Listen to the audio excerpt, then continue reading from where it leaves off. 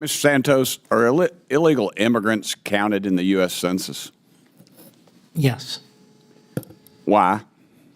They have a usual residence in the United States. Okay. Is that data collected by the census used to decide how many congressional districts and electoral college votes a state gets? It is. And it's true that states with high numbers of illegal immigrants, like California or New York, are typically Democrat states?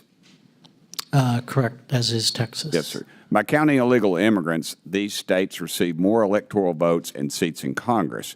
Doesn't that mean that Democrats benefit from illegal immigration? You're a scientist.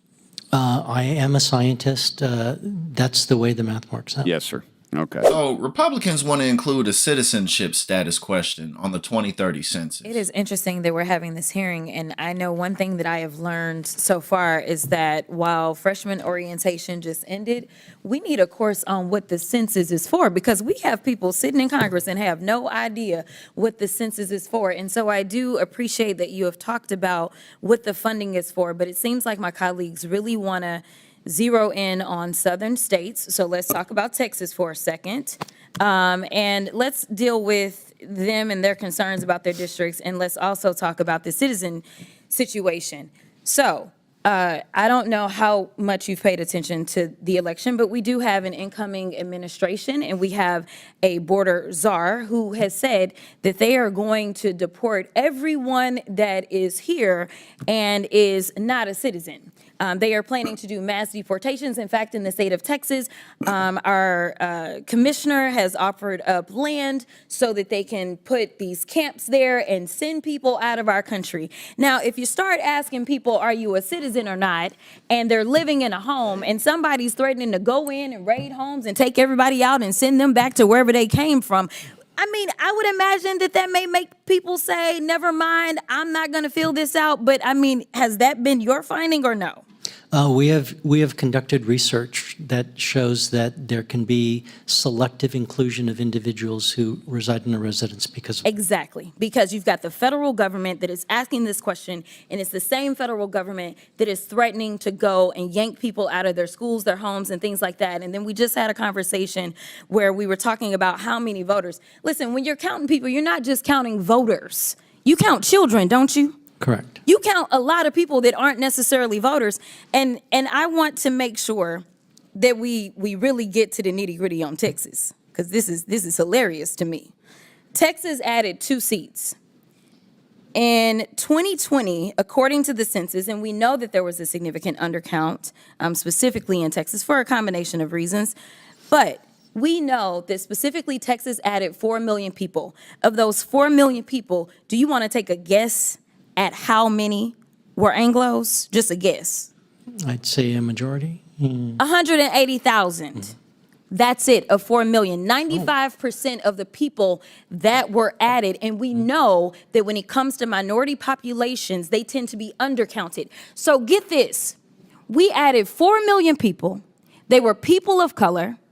Texas got 2 new seats. So they took those black and brown and Asian bodies, and guess what? Do you think that we got a new black, brown, or Asian seat?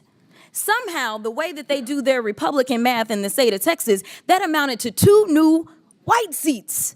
Guess what? White Republican seats. We got 2 new Republican seats out of 4 million people of color. So let me tell you, they love to use our bodies to apportion us in an inaccurate way. All right, so when we talk about our districts, I also want to talk about something that Texas is taking advantage of that I've worked on a lot. In fact, I did legislation on. It is called prison gerrymandering. I don't know if you are familiar with it. I'm familiar. But here is the reality. The numbers show that in rural Texas, they were constantly bleeding population. Urban Texas was growing exponentially. But what they do is they count inmates where they are imprisoned instead of counting them where it is that they will return to. So their family members that are in Dallas, Texas, or Houston, or wherever, their family members, when they need something, they call us, even if it's relating to that inmate. But somehow rural Texas is getting better roads than they probably deserve because they're counting those inmates that are not driving on those roads. They're counting those inmates that are not using their hospitals. They're counting those inmates whose children are not attending their schools because of prison gerrymandering. So again, Republicans are really good about using black and brown bodies, because I can also tell you that the numbers are clear that we have a black and brown incarceration issue, not just in Texas, but in this country. And in fact, the state of Texas incarcerates more people than any other independent democratic country. That is how bad our incarceration is just in the state of Texas. And I've got so many great colleagues on this committee that actually benefit from being able to do things like that. No, honestly, I'm really, really tired of having these ridiculous conversations about America's inherent racism, as if America's history of land theft and free labor isn't what it is. After that, all the segregation. Time and time again, broader white America does everything it can to keep all the power in their own hands. I mean, like, what do you think Ronald Reagan's appeal really was? You know what I'm saying? The welfare queens, that was a countercultural movement to the civil rights era.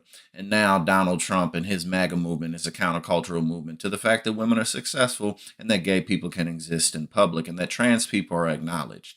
You know, all they talk about is how there's too much DEI, how black and brown people are criminals. We got to send everybody home. But now all of a sudden that the election's over, we're supposed to just chuck it up and go have a beer with these people. No. I mean, Caitlin Clark, you know, the very, very talented, very skilled WNBA player who acknowledged that she earned her keep. She earned where she is, and she did. But then she was like, hey, you know, black women kind of made this league. Maybe we should give them a little bit more of a spotlight than we have. And MAGA's losing their minds. Colin Kaepernick takes a knee. White America loses its mind. But, you know, time and time again, we have to pretend like this isn't an issue and like this isn't actually taking place in America when it is. Does that mean that all white people are this way? Of course not. No one's saying that. But I can't tell you how many followers I've lost since I started talking about America's racism because white people just don't want to hear it.